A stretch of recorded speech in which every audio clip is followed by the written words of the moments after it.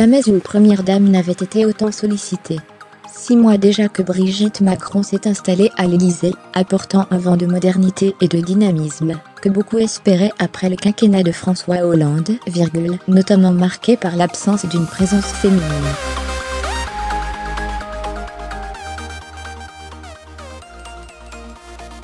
À peine installée, elle prit place dans le salon fougère situé dans l'aile orientale du palais présidentiel, et s'est-elle mise au travail sur sa table Nathalie Crasset, que la première dame a vu le nombre de courriers qui lui sont adressés exploser.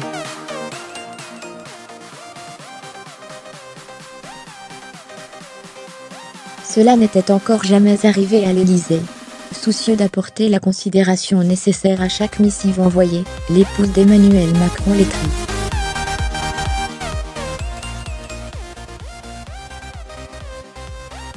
D'un côté, les lettres traitées par son cabinet, un directeur, un chef de cabinet et un secrétariat.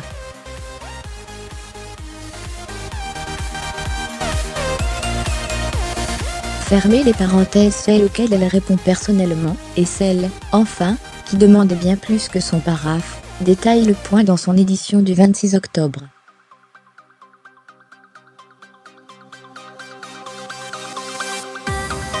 Astérisque. L'hebdomadaire évoque 2 courriers, qui ont tout particulièrement attiré l'attention de l'ancien professeur de lettres et de théâtre, qui touchent au handicap.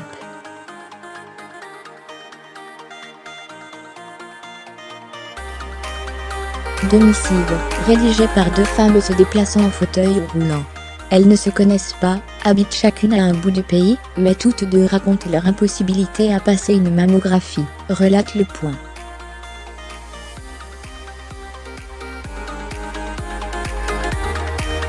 Impossible pour Brigitte Macron de rester dans l'inaction, la première dame cherche activement des explications.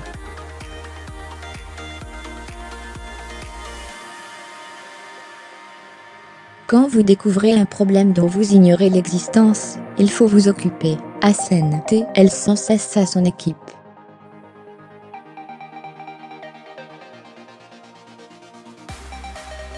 Elle est à ce jour toujours en attente des réponses, mais ne laissera pas le dossier passer à la trappe.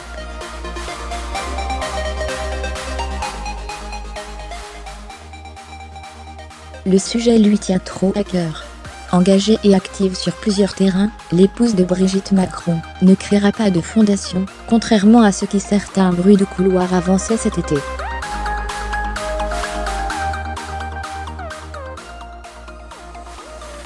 Elle ne s'enfermera pas dans une cause, réagit son cabinet. Si Brigitte Macron passe la moitié de sa journée à lire son courrier, elle reçoit aussi de nombreuses personnalités à l'Élysée.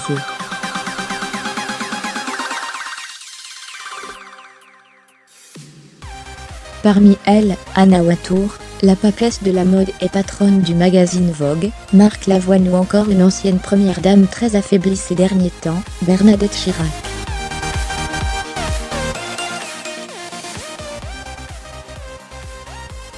Touchée d'avoir été invitée dans ce palais dans lequel elle a longtemps séjourné avec sa fille Claude, l'épouse de Jacques Chirac a offert un bouquet de fleurs à l'actuelle première dame au lendemain de sa visite, qui s'est déroulée à la fin du mois de septembre.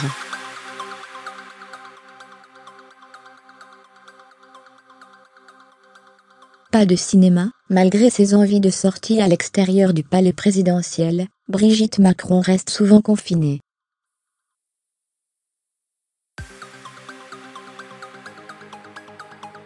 Sécurité oblige. L'expédition impose trop de contraintes, commente Le Point. Passionnée de théâtre, la première dame arrive quand même à aller voir quelques pièces, comme il y a quelques jours, lorsqu'elle est allée admirer Michel Bouquet, dans le Tartuffe au théâtre de la Porte Saint-Martin en compagnie d'Emmanuel Macron.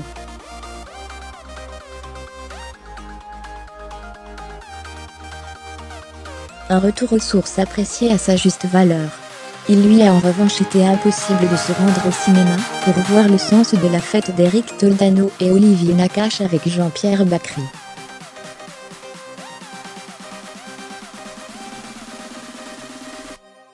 Et quand la première dame a des envies d'ailleurs avec son mari, elle part se ressourcer à la lanterne qui sera bientôt pourvue d'un potager qui ne sera pas, sans rappeler celui des Obama à la Maison Blanche.